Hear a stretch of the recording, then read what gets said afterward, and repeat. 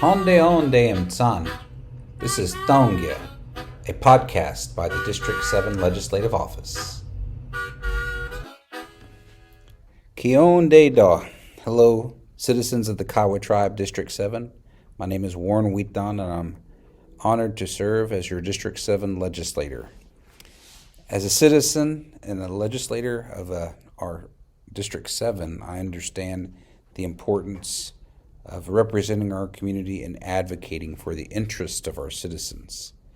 I wanted to start off and conduct an introduction with this podcast, tell you a little bit about myself. For those of you who may not know me, I was born and raised in District 7 in the Dallas and Fort Worth Metroplex, and for most of my life I've been actively involved in our Kiowa tribal communities and ceremonies since childhood. I grew up with the Kiowa Thympe Society at Queton Park, which is 13 miles south of Carnegie. I participated in our Rabbit Society down there, or Polayop. My grandpa Rabbit was George Tabone Sr., and I participated and became a member of the Kiowa Thympe Society, the Ohama Society, the Tokonga Kiowa Black Leggins Warrior Society.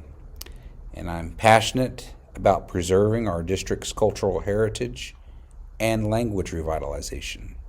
I'm still an active member with our Tokonga Kiowa Black Leggins Warrior Society, and when I was talking about spent most of my life in District 7, there were 3 years that I was deployed overseas with the United States Army, and I served in Iraq, Afghanistan, and Kuwait, and attained the rank of Major, which I currently still hold that rank with the Oklahoma Army National Guard for weekend duties.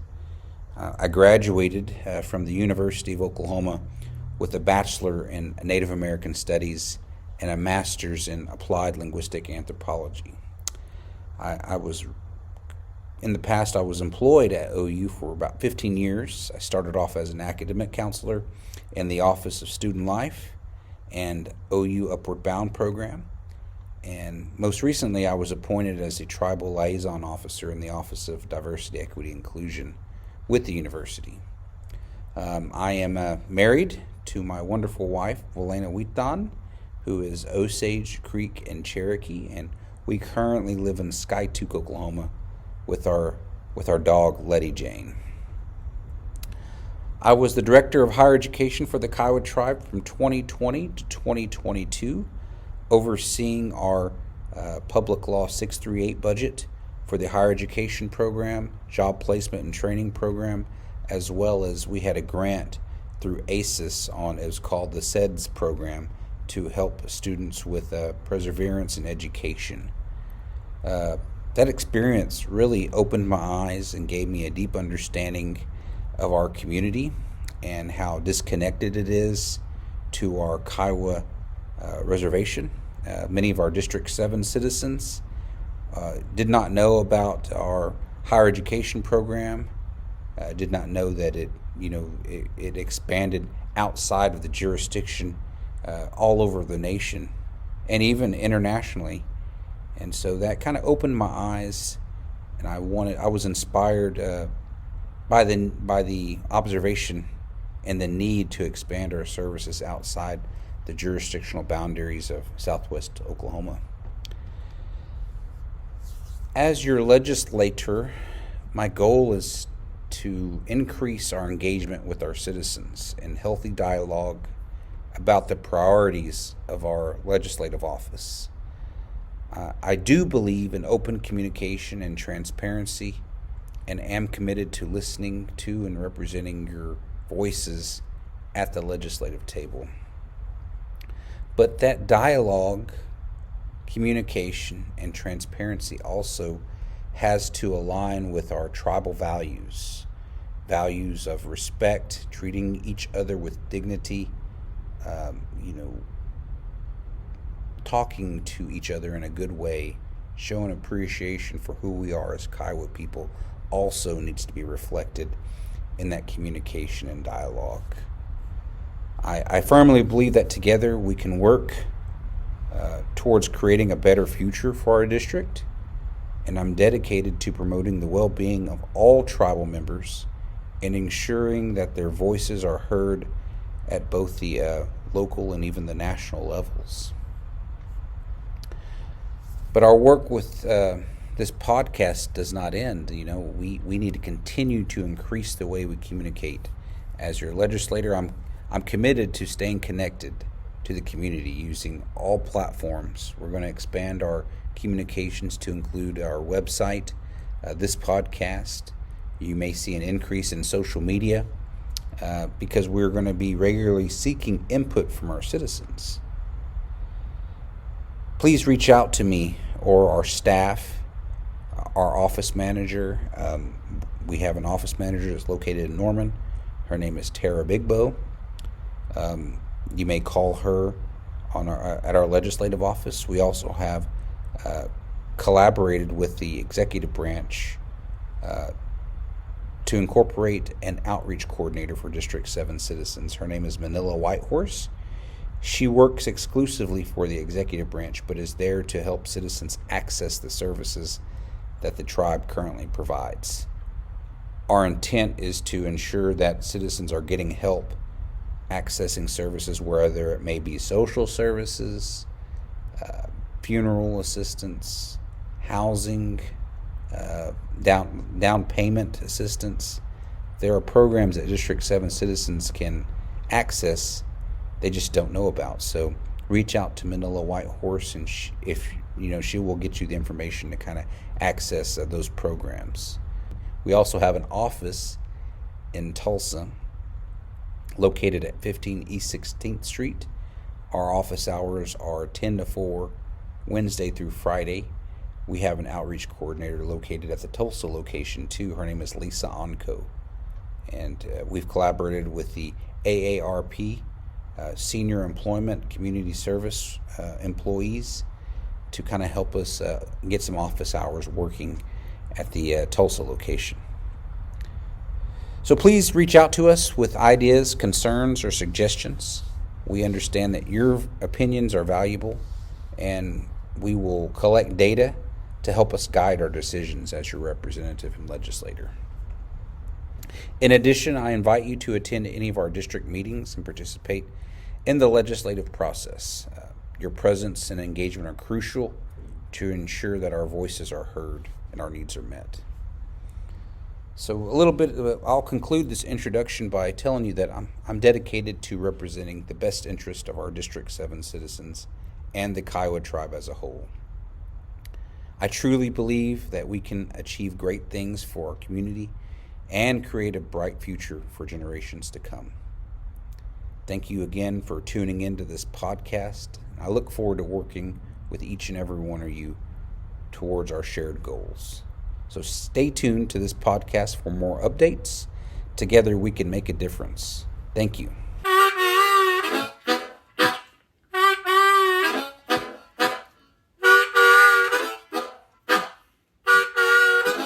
Beyond our introduction, I wanted to give a quick legislative update for the month of February, what we've been working on. Using our offices and our legislative process, we've been able to, over the last year, we've produced about 50% of the resolutions and laws that have gone through our legislature. I'm proud of that. I'm proud of the work that our staff is doing. I'm proud of the work that our legislature is doing. And so for this month, I have 2 bills on the table. The first is going to be a family code. We're working with our legislative attorney's office to create a family code that will be used in tribal court and is crucial for legal purposes. Our tribal courts are judicial systems that operate within Native communities and have jurisdiction over legal matters, including family law disputes. These courts are essential for the preservation of tribal sovereignty and tribal self-governance, as well as protection of cultural traditions and customs. Family codes are also known as tribal codes or tribal laws. They are a set of laws and regulations created by tribal governments to govern relationships and interactions between individuals within their communities. These codes can cover various topics. Some of these topics include marriage, divorce, child custody, adoption, and inheritance. The need for a family code in tribal court arises from the unique legal status of Native American tribes. Tribal nations have inherent sovereignty and are considered sovereign nations within the United States. We are considered a state within a state. This sovereignty allows for tribes to create and enforce our own laws separate from state and federal laws. However, we have to acknowledge that the United States government has challenged and continues to challenge this sovereignty throughout history, resulting in a complex legal framework for tribes to navigate. Tribal courts must navigate through federal laws such as the Indian Child Welfare Act and Violence Against Women Act, while also holding our own tribal laws and traditions.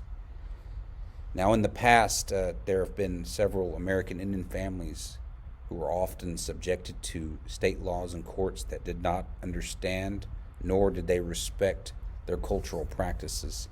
This law led to the forced removal of children from their families and their communities, as well as the loss of traditional customs and values. Implementing a family code in tribal court would allow Native American families, Kiowa families, to have their legal matters heard and resolved within their own cultural context. Furthermore, family codes and tribal courts promote the preservation of our traditions and our values. Many Native communities have strong kinship ties, with extended family members playing essential roles in child rearing and decision making. A Kiowa family code recognizes and upholds these important relationships, allowing for a more holistic approach to resolving our family disputes.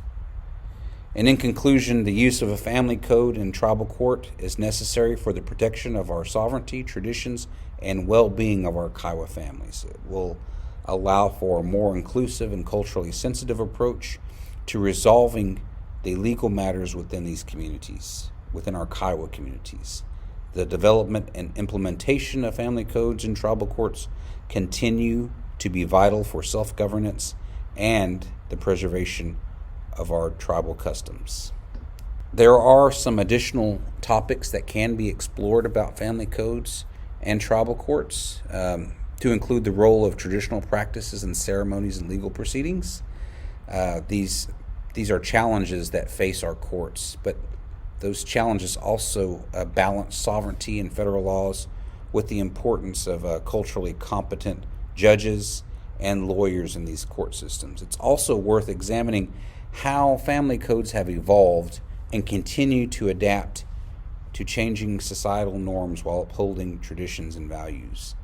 Ultimately, the use of family codes in tribal court highlights the importance of cultural sensitivity and respecting the autonomy of our tribal nation. So it's essential to educate ourselves about these complex issues and support the efforts towards promoting self-governance and preserving indigenous cultures, especially our Kiowa culture.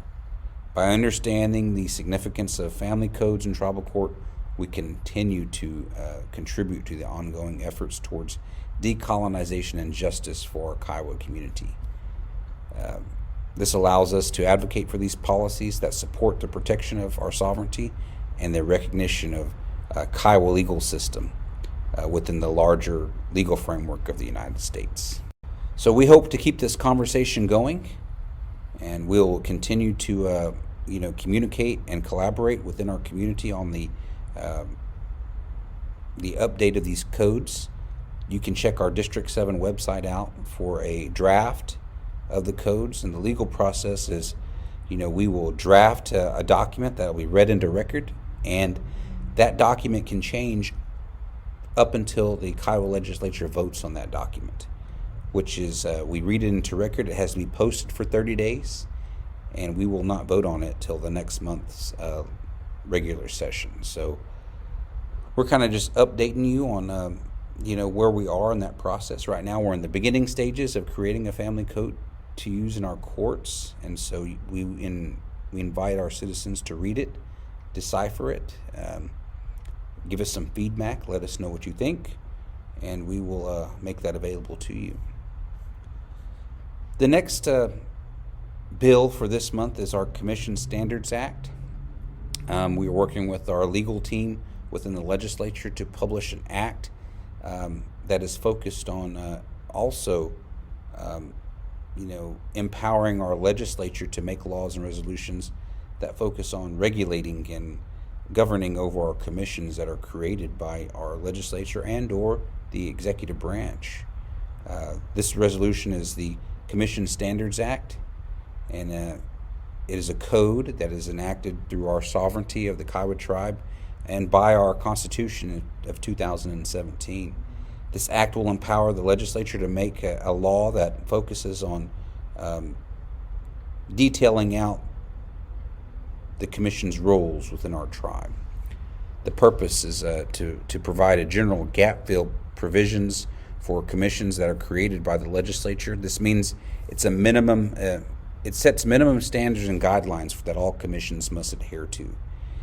Still, it does not restrict the Kiowa legislature from creating unique procedures and provisions for these commissions. But a lot of our Kiowa people don't understand what a commission is and what a board is. What are commissions? Commissions are entities created by the Kiowa legislature to help govern and manage various aspects of the tribe. These commissions may have a specific focus, such as education or healthcare, such as the election board. We also have Business and Commerce Commission, these commissions are responsible for developing policies and procedures related to their area of expertise. So why is this act necessary? The Minimum Commission Standards Act was necessary to ensure consistency and fairness among all commissions under the Kiowa tribe. It's at the baseline for all commissions to follow, promotes efficiency and effective governance within the tribe. So in conclusion, the Minimum Standards Act is an essential code enacted by the Kiowa tribe to provide general guidelines for their commissions. It's a tool to promote that consistency and fairness while also allowing flexibility for unique procedures and provisions that are specific to commissions. The Act does aim to strengthen the governing capabilities of the Kiowa tribe and will ensure the well-being of its members. So we ask that all members get updated with what our commissions do. We ask that citizens try to understand and follow the act for the betterment of our tribe, and let us all work together to build a stronger and more prosperous Kiowa tribe. So we also want to say congratulations to District 7 citizen Sharon Aton Harjo. She received an award. The governor of the state of Oklahoma and the Oklahoma Arts Council awarded her the 45th Oklahoma Governor's Arts Awards. That ceremony was held on Tuesday, January the 30th at the state capitol. She was recognized for all her hard work and her artwork that she produces. So I kind of want to re-engage on, we have two offices. The first office, and I want to invite you to come by, is an outreach office that's located in Norman, Oklahoma. That office is located at 123 Northwest 24th Avenue in Oklahoma. And you can contact, there is Manila Whitehorse. She works as the outreach coordinator, as well as Tara Bigbo is also, they share that office in Norman as an outreach center for citizens to utilize. You can call the number 405-857-8408 if you have any questions, and Manila will get you connected with our legislative office if you want to call us and schedule an appointment. We also have an office in Tulsa, and that office is a little house. A lot of people have a difficult time finding us because they're looking for an office building, but it is located off of 16th Street, 16th in Boston. The address is 15 East 16th Street, and the phone number is 539-525-0437. You can also send us an email to district7legislature@kiowatribe.org. That's DISTRICT 7, the number 7, and then legislature, LEGISLATURE at KIOWATRIBE.org. You can also visit our website at kiowatribe.org under the Legislative tab, the District 7 Legislature. I can give you that website address as well. We encourage you all to check our website out. Let us know how we're doing.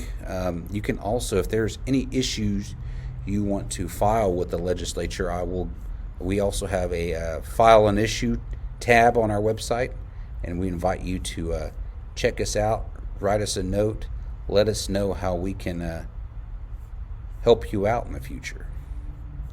So the legislative website is kiowatribe.org /legislative. And we also have our own District 7 page, which is kiowatribe.org /district-7. And it has all our contact information. We're going to be posting recent legislation. You can also look at our newsletter or subscribe to our newsletter by writing us a note. We use Constant Contact for our monthly newsletter to kind of update everybody about the ongoing news within District 7. God bless all our Kiowa tribal citizens. I know that we've had several losses this past week. I had no idea, but I send my condolences out to the Momaday family with the loss of N. Scott Momaday, a huge figure within our Kiowa tribe, and he had a wonderful spirit, and I was glad to know him. And my prayers go out to them, as well as the Kozad family that's just experienced a recent loss. There's been a lot of loss in the past couple of months, and I just pray that everybody stay healthy out there and that the Lord bless us all throughout this difficult time we're going through.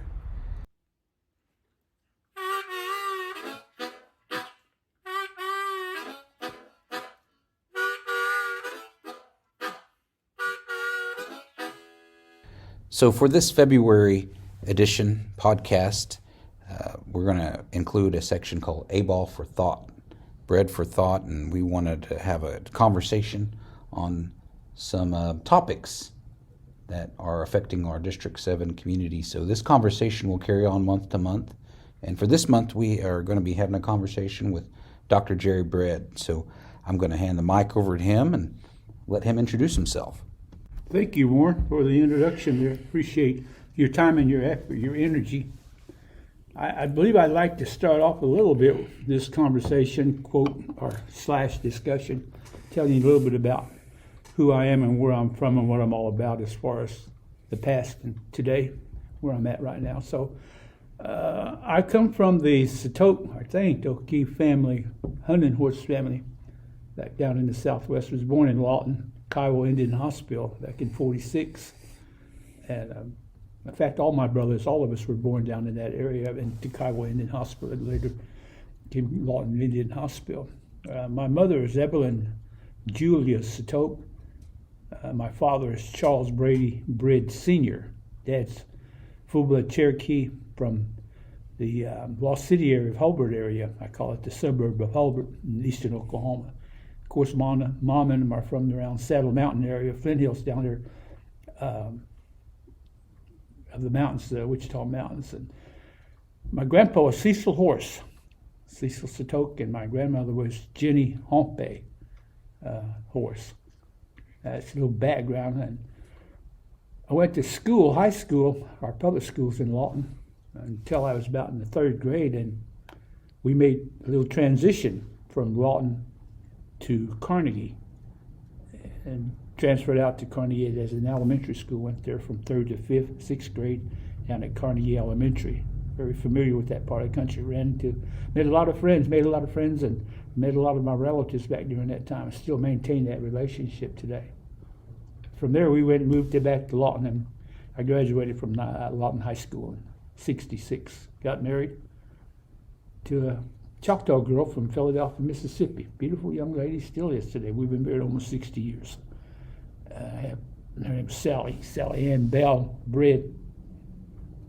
We have 3 kids from this marriage here, and I think you see we got 4 grandchildren and 4 great-grandchildren.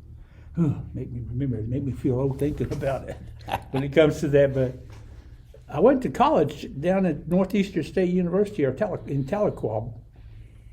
At that time, I was attracted to it because it was known nationally as one of the best teachers' colleges in the United States. And I was very happy, somewhat surprised to find out about the history of Northeastern. I think that's what attracted me the most, was the history. And that it was probably the first institution of higher education west of the Mississippi. And of all things, it was developed, organized, ran by the Cherokee Nation, Cherokee people. So it was what I call a Cherokee college at that time, one of the tribal colleges back in those early days. So went to school down there, majored in education, minor or background in science and history, and to some extent political science. I got out of school in around 3 years, worked hard to get out of school, and managed to get a good scholarship at the University of Oklahoma to complete my graduate master's degree. Taught school for 4 or 5 years, and then I finished the master's and went on back to the doctorate program at OU. And it took me 4 years to complete all that, and 4 years and got my PhD in educational administration from the University of Oklahoma. Never left there once I got there in 1980. Stayed there, and 72 we moved from Oklahoma City to Norman. We've been in Norman ever since. So I retired from OU after 40 years of services to the university, and specifically in Indian affairs. I like to kind of claim that as my baby because nobody really done much of anything in terms of putting together a formal educational program attracting American Indians to OU. They did their share of recruitment of Indian students, but these programs I came up with were specifically for Indian kids based on a lot of our culture, believe it or not. People didn't quite understand me sometimes for example, a lot of times I told a lot of my students that were in a graduate program, you're going to be taught from a different perspective than what you're used to. And I used that approach throughout my career in teaching the students, that it was more of a hands-on, holistic approach to learning. And we didn't just do a lot of talking, we actually got out in the field and experienced some of the theoretical foundations of pedagogy, for example, teaching, learning, history, culture, participated or created our own. So I like to think part of the legacy we leave behind there is that approach, and to this day I get a lot of comments from my ex-students saying that's the best experience they had in education in terms of learning, was how that program was taught, some of the programs. So that's basically my background as far as family and professional work is concerned. I like to think my focus area as I grew into the academics were primarily in the development of culture as it related to leadership and teaching, even research to a certain extent. So that's kind of where I come to you from right now as far as my experiences are concerned. And I kind of give you that understanding so that you try to understand what I have to say. It is based in academics a lot of times, but it also has a lot of sprinkling of our culture.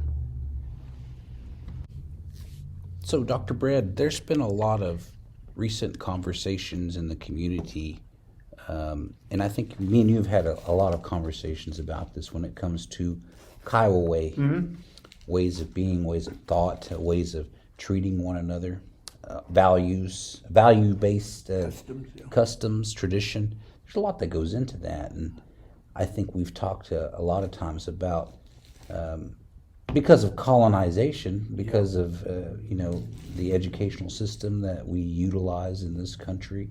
A lot of times, a lot of those things have been lost over time, and especially like when it comes to like the value of respect. Yeah. You know, what were some of the things that you grew up with Kiowa ways, particularly in terms of values, respecting one another? And how do we, I think I'll ask another question just so the viewers know it's coming, but later on we can talk about how we get back to those ways and values. I understand where you're coming from, and I say that with a lot of respect, because a lot of times I talk with young people nowadays who are, quote, Kiowa, and I don't sense that they really have an understanding of, but they're trying, but they don't quite understand the context of the question.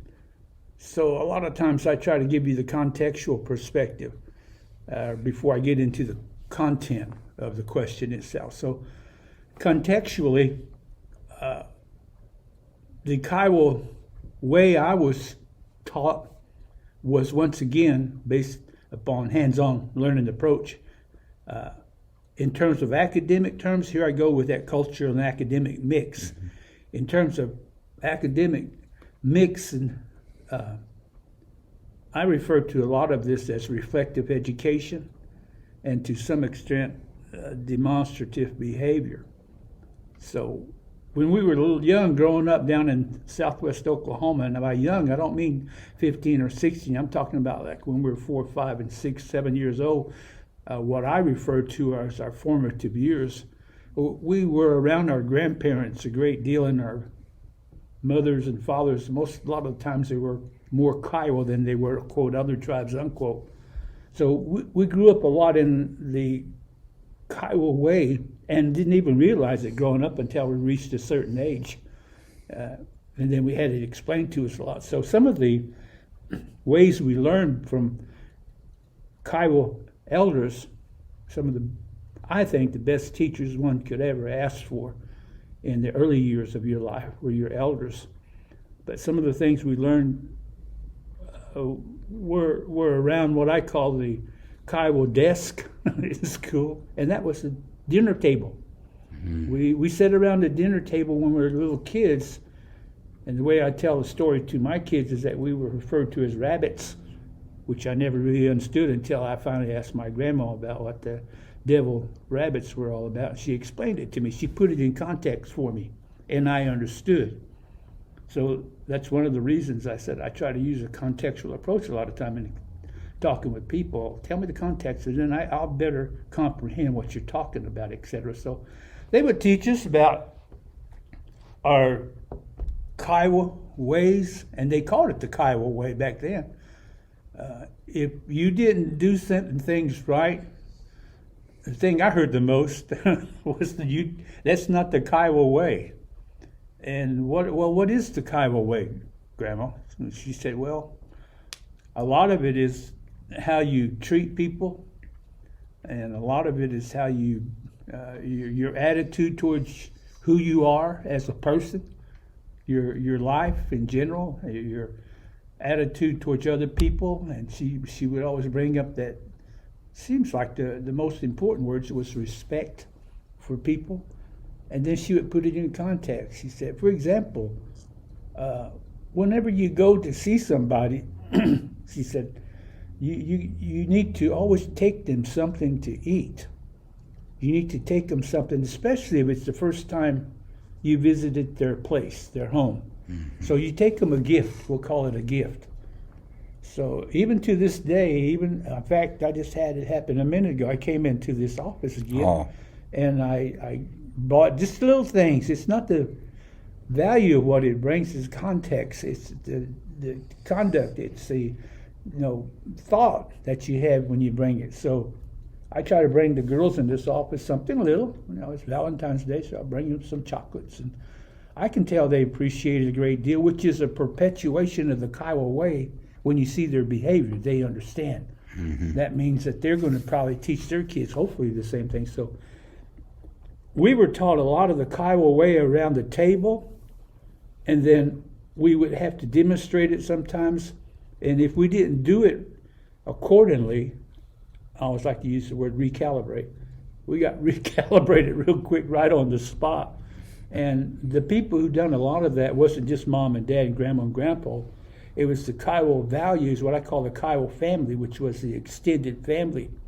And that belongs to your aunts and your uncles and your cousins and your relatives. And we had Kiowa terms that would describe who they were, and that's one of the ways we learned how to speak some Kiowa was through Grandpa always telling us, pass me the salt, or pass me the sugar, or give me the bread, or your grandma, you call her this, Grandpa's this, and so we constantly had those little tidbits fed into us. So we're even to this day, I still sometimes do that mistakenly.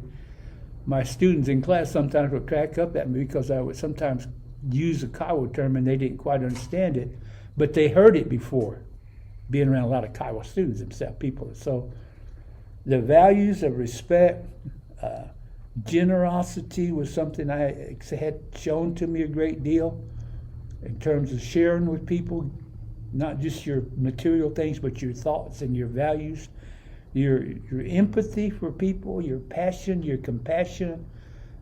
All of these things had ways of being demonstrated in the Kiowa way, and we were taught it, we being the older baby boomers now today, and I still think a lot of us have it in us, that we're getting close to that age too, where I told a lot of students there, older baby boomers now are like 80 years old, and the younger ones are like 62, 63 probably, around that time.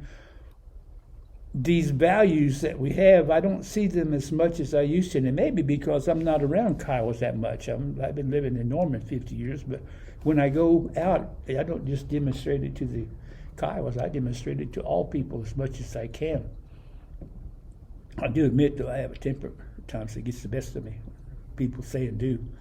So I look for that, and I try to demonstrate that a great deal. I think it's really good that we have this conversation, because I think you brought up something, Polayope rabbits.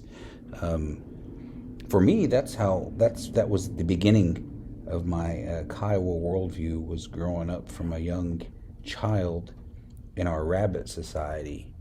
And our grandpa rabbi, our Polayik Aptal, was George Dugan Tabone Sr. at Chieftain Park. And, he was really a role model to us all, my cousins and my brothers. We don't have cousins in Kiowa. Kiowa way is brothers and sisters, sure. Bobby or Don Shan, or Aton. We don't call, we don't have a word for cousins, but we all grew up as Polayope underneath our Grandpa Rabbit, and he taught us a lot about respect and stories that went along with how to be a good Kiowa. Mm-hmm. The Kiowa way. Kiowa way. There's he would tell us, Tali ge albo, ge honto albo, doyam ge day dogo, hayo ne koi bato eki ge, tande saint ge na kontano, ge on tamito. So that's a appreciation song for your grandmother, and it says, little buffalo, when I get you, I'm going to take the very best parts of you, and I'm going to give them to my grandma, because she don't have any teeth, and she's going to gum on them. So I'm going to take the best parts. In Kiowas, we like that say coin and say kai, and that's what that song is saying. It's like a grandmother's appreciation song. I'm going to take the very best parts, and because our old people are special to us, and we should do something to take care of them and let them know that we acknowledge, what they've done for us. And I think, you said it, the baby boomer generation, about 80 years old, 80 plus. And my parents' generation come up behind them, about 60 to 80 years old. I think a lot of, they know, but my age, when you get down to 40 to 60, I think it's really, really getting scarce on how to be respectful. And I think there's some things that are external to our Kiowa culture that have that impede that respect, i.e., media, movies, imagery that we are surrounded with each and every day, and it even gets worse when you get on social media. Yeah, Kiowas, we have a social media page for everything, and people, it's given voice to those people that have never had a voice, but some of that voice, Hyundai Zale Baydar, you know, some of it weaponized. It's weaponized, and it's not. I don't see it as respectful Kiowa behavior, because we never said that when we were around our old folks. Now, Queton, they look at us. We talk that way on social media. I guess it's going to creep into our own culture and our communities to where we talk that way, feel like it's okay to talk that way in front of you. So, you know, I guess I would ask you, how do you think we address that moving forward? You know, what vehicles do we have to kind of get back to those Kiowa ways?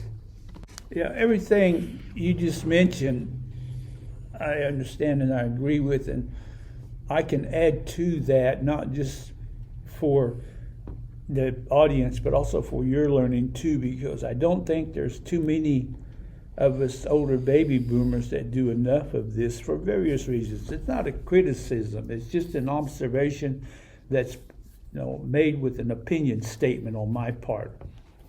And in observing what's taking place, one of my thought statements I make to my students that it's hard to be Indian in Norman, Oklahoma. And that goes back to what I'm talking about with you in context.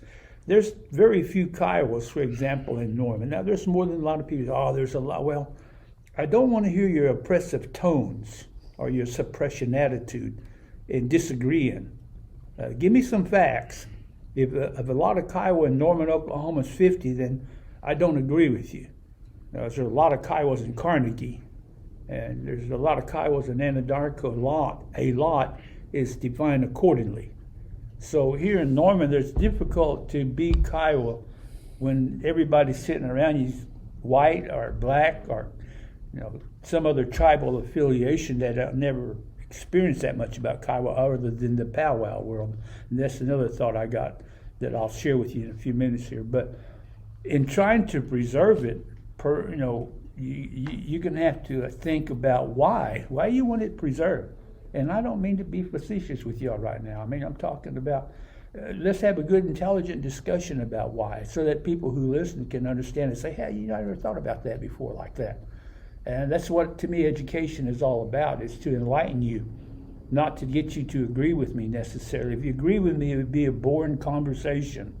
So a lot of times people wouldn't try to enlighten one another, but I wonder if they really know how to do that without offending one another, because of the way you mentioned colonization, attitudes of non-Indian people that have came into our lives, and we kind of have a tendency to act like them a lot more than we realize until the old folks get on us and tell us, hey, that's not the way that you treat your people, that's not the way you talk to them, even if it is on social network.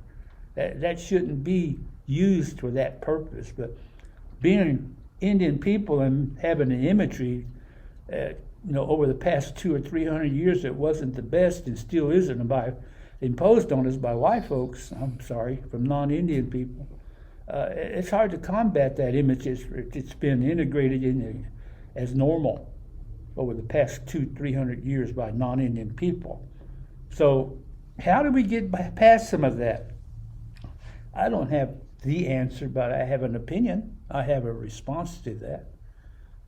One of the things that I try to do is consciously practice what I preach. And sometimes I get caught up in the politics. I'm human. But I still try to do that when I make conversation with people if they listen. But it's hard to get people to listen to you nowadays. See? Not unless you put on a war bonnet and get yourself a little drum and they'll pay attention to you. I said, well, I'm not that kind of a person per se. And I respect it. But it's not my forte. And not that it couldn't have been. I've been around a lot of Indian people all my life, all over this country, including Canada. And I've been to many, quote, powwows, unquotes, and many stomp dances and many PO meetings, et cetera, et cetera, et cetera. But I choose a way of life that I feel comfortable with, the way that I want to raise my kids, and that's who I am right now. And it's a mixture, like I said, of culture and academics. It's a mixture. The context of what I'm talking about, I'll go to the content to kind of respond to that question even more so practically. How? Good question. Government, tribal government, we're still a sovereign entity. We're still nation to nation in this country with the U.S. government, and we still have, well, we always had it. Inherent sovereignty is what they call it in academics. And the sovereignty that we have right now, we don't really take advantage of it, in my opinion, as much as we could and should, depends on who you are, to really perpetuate who we are as a people. We still keep playing a lot of roles that were imposed on us because of media and because of whatever by non-Indian people. And we try to, sometimes we get into a little political situation, we try to outdo one another. We try to outdo one another as Kiowa. I'm more Kiowa than you are because I can speak it. Well, how to? That's one way we can do it. So I'm a strong proponent of it.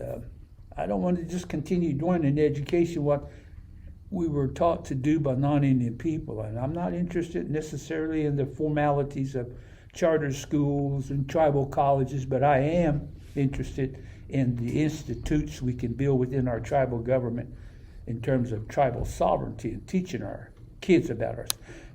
We can put together a tribal, or what we call a Kiowa curriculum. And in that curriculum, we have a curricula that relates to our culture. We have subjects on language, which we do a good job on right now, in my opinion. Custom songs, ceremony, attitudes. That all could be part of the curriculum that the tribe could put together and teach in the communities.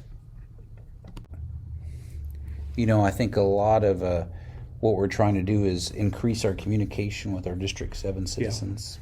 Yeah. And people have asked, why don't you have a social media, Facebook page or Instagram? And I've been reluctant to engage on those platforms because it gets more volatile and divisive rather than unification, which is what I'm aiming to do. Because I've seen how people have utilized those platforms.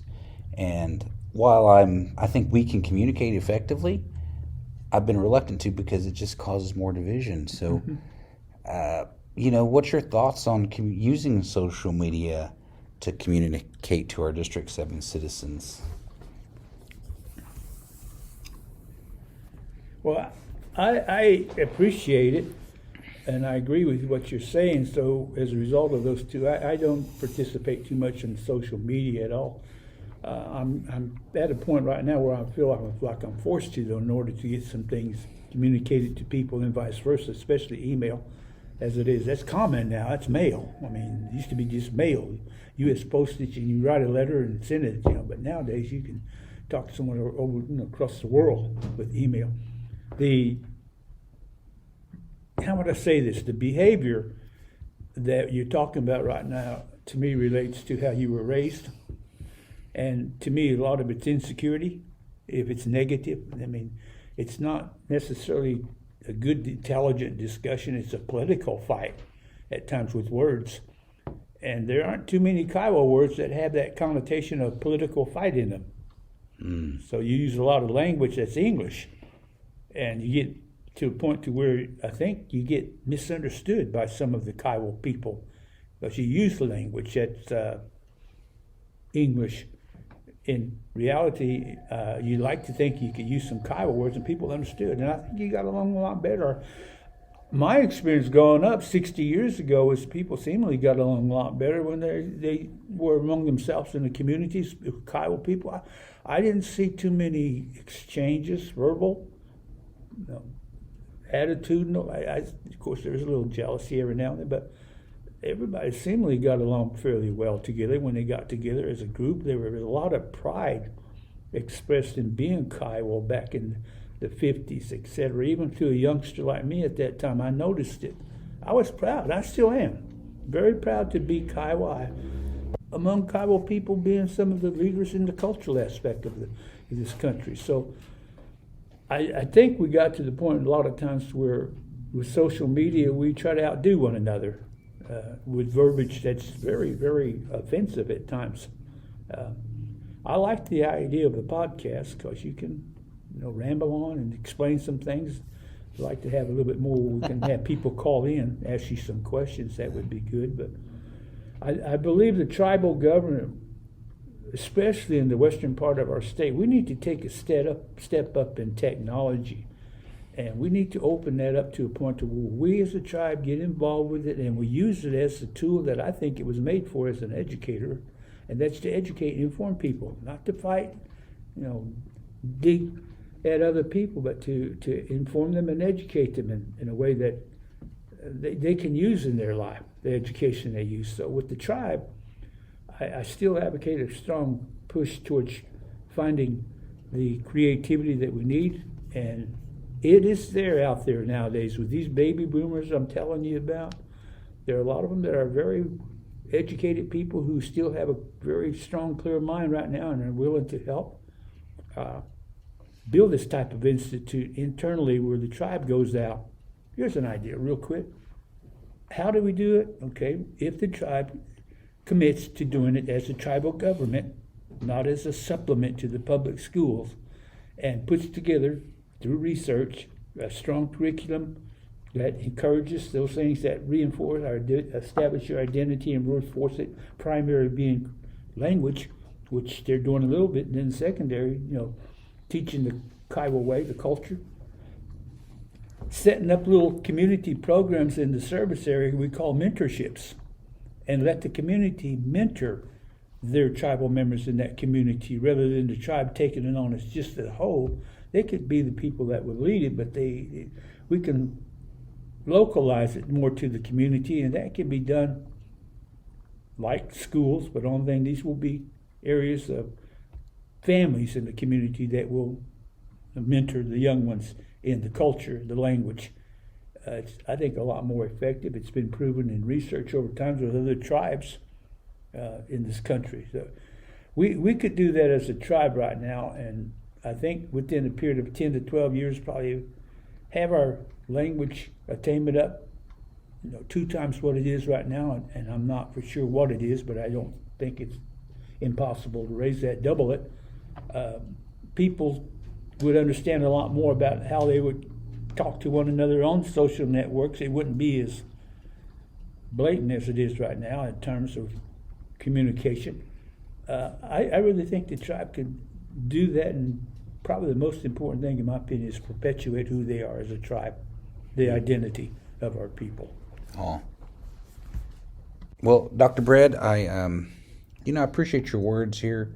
We're going to have more discussions on different topics. In my mind, this is a beginning of that conversation. This podcast is a way to communicate to our tribal citizens. We want to have more cultural content too, not just political, but infuse some cultural content in the future, language, maybe have a phrase, Kiowa phrase of the month.